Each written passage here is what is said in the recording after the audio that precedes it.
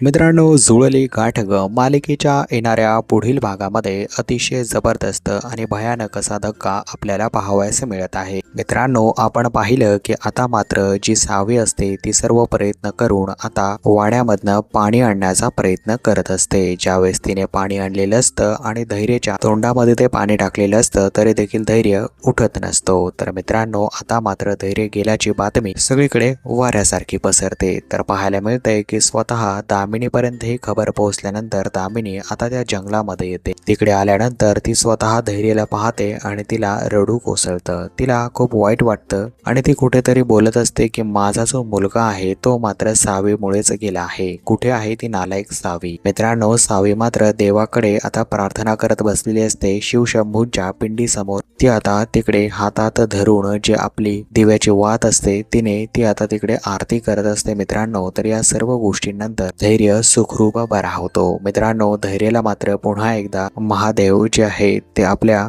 जीवनामध्ये पाठवतात आणि धैर्य मात्र आता पुन्हा एकदा बरा होऊन तयार असतो। तर मित्रांनो, आता ही सर्व गोष्ट जी आहे ती सावीच्या कठोर प्रयत्नांमुळे झालेली असते आणि हे शेतकरी कुटुंब देखील खूप खुश असतं, कारण सावीने जे प्रयत्न केले ते मात्र कुठेतरी त्यांना खूप भावलेले असतात। तर मित्रांनो, पुढील भागामध्ये आता काय होईल पाहणं इंटरेस्टिंग असणार आहे।